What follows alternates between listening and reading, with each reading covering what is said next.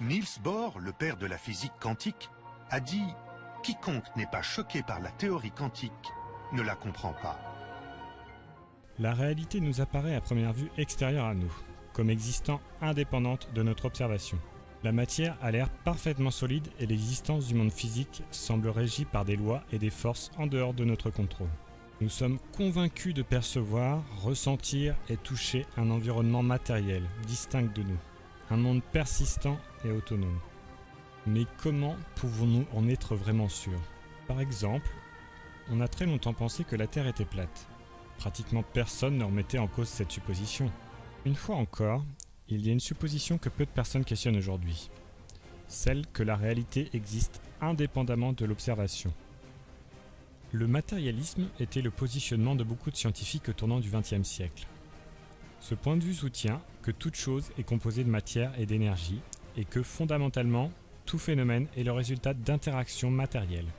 La conscience est considérée au mieux comme une propriété émergente de l'activité neuronale et donc confinée dans notre cerveau. Il y a 100 ans, la plupart des gens adhéraient à ce point de vue, rejetant la vue opposée, l'idéalisme. Cette vue considère que la nature ultime de la réalité repose sur l'esprit. Pour beaucoup à l'époque, leur compréhension de la physique penchait en faveur du matérialisme. Cependant, cette vue matérialiste du monde fut secouée par l'avènement de la mécanique quantique. Autrement dit, l'étude de la matière à l'échelle atomique et subatomique. Une des expériences à l'origine de la mécanique quantique est celle de la double fente. Pour comprendre ce que cette expérience a démontré, voici une explication simplifiée. Les particules subatomiques étaient considérées comme des petits bouts de matière et non comme des ondes. Pourtant, en envoyant des électrons à travers une double fente, ils agissent comme des ondes au lieu de petits bouts de matière. Même en envoyant un électron à la fois, on obtient le même résultat. Cependant, lorsqu'on place un appareil de mesure au niveau des fentes, le résultat change et les électrons se comportent comme attendu, et non plus comme des ondes. Quand ils regardèrent, l'électron recommença à se comporter comme une petite bille. Il dessina un patron de 2 tranches, et non pas un patron d'interférence.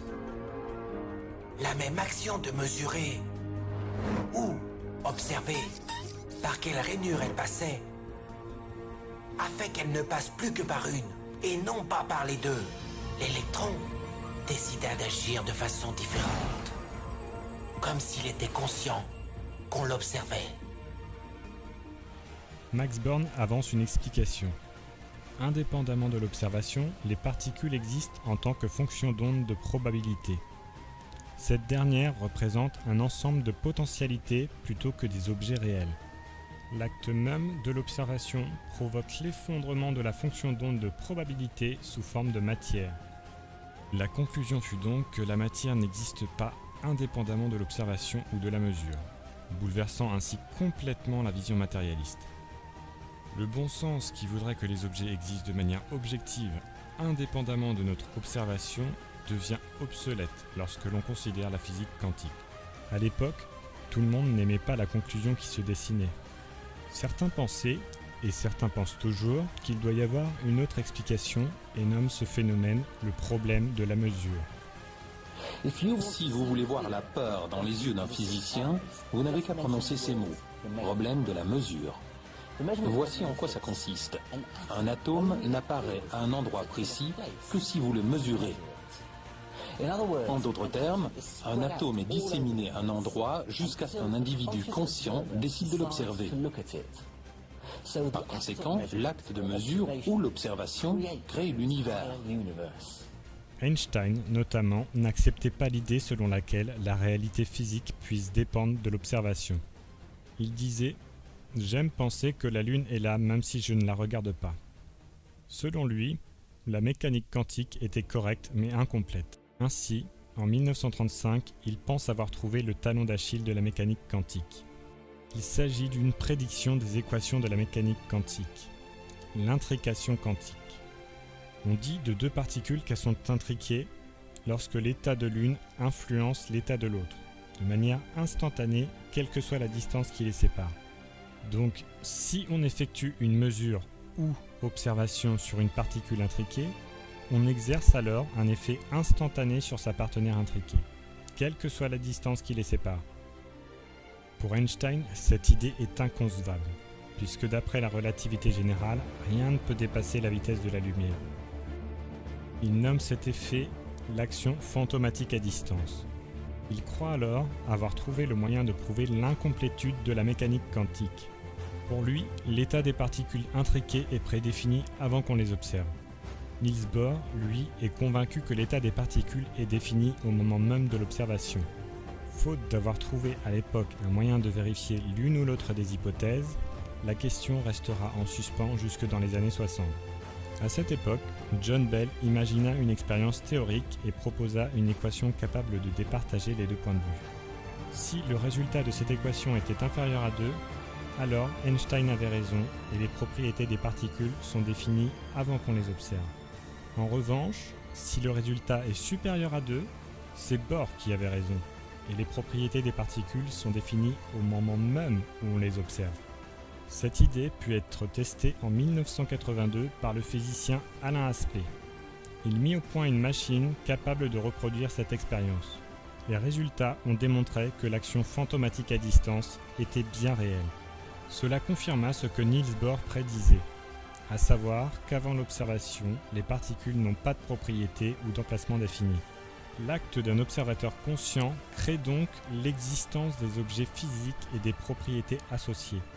La clé pour comprendre ce qui se passe est que la matière n'existe pas en tant qu'onde d'énergie avant l'observation, mais en tant qu'onde de probabilité non localisée avant l'observation.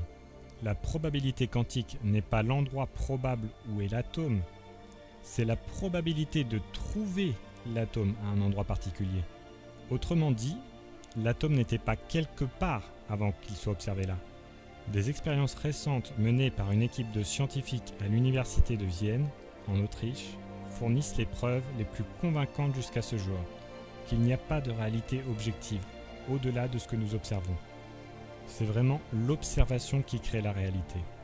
Ils ont découvert que si l'équation de Leggett était violée, ainsi que celle de Bell, même si l'on admet des influences instantanées, les mesures quantiques ne collent pas avec l'idée d'une réalité objective. Au lieu de passivement l'observer, en vérité nous créons la réalité. Encore dit autrement, une réalité indépendante de l'observation n'existe pas. Jusqu'à nos jours, la physique quantique est une des théories les plus solides. Elle explique beaucoup de phénomènes que la physique classique n'explique pas, et un grand nombre d'expériences confirment tout ce que l'on attend d'elle. Néanmoins, beaucoup ont essayé et essayent encore de faire une distinction entre le monde quantique et le monde macroscopique. Pourtant, les inventions modernes qui reposent sur la mécanique quantique, telles que le laser, le transistor, le circuit intégré, permettent de faire fonctionner nos ordinateurs. Si on considère les atomes comme les blocs de construction de l'univers macroscopique, on ne peut pas séparer les deux. Dire que le monde macroscopique échappe aux lois du monde quantique, c'est un peu comme dire qu'une maison échappe aux forces qui agissent sur les briques qui la composent. Toutes les choses que nous appelons réelles sont faites de choses qui ne peuvent pas être considérées comme réelles. Les atomes ou les particules élémentaires elles-mêmes ne sont pas réelles. Elles forment un monde de potentialités ou possibilités plutôt que des choses ou des faits. Ayant consacré toute ma vie à la science la plus rationnelle qui soit, l'étude de la matière, je peux vous dire au moins ceci à la suite de mes recherches sur l'atome. La matière comme telle n'existe pas. Toute matière n'existe qu'en vertu d'une force qui fait vibrer les particules et maintient ce minuscule système solaire de l'atome. Nous devons assumer derrière cette force l'existence d'une conscience et d'un esprit intelligent. Cet esprit est la matrice de toute matière. Je considère la matière comme dérivant de la conscience. Nous ne pouvons aller au-delà de la conscience. Tout ce dont nous parlons, tout ce que nous voyons comme existant suppose la conscience. La conscience ne peut être décrite en termes physiques, car la conscience est absolument fondamentale. L'étude du monde objectif nous mène à la conclusion scientifique que le contenu de la conscience est l'ultime réalité.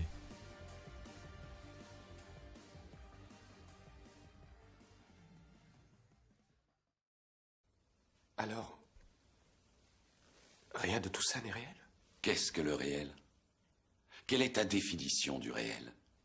Si tu veux parler de ce que tu peux toucher, de ce que tu peux goûter, de ce que tu peux voir et sentir. Alors le réel n'est seulement qu'un signal électrique interprété par ton cerveau, interprété par ton cerveau, interprété par ton cerveau, interprété par ton cerveau, interprété par ton cerveau, interprété... Nous créons et percevons notre monde simultanément. Et notre esprit s'en sort si bien que nous nous en rendons même pas compte.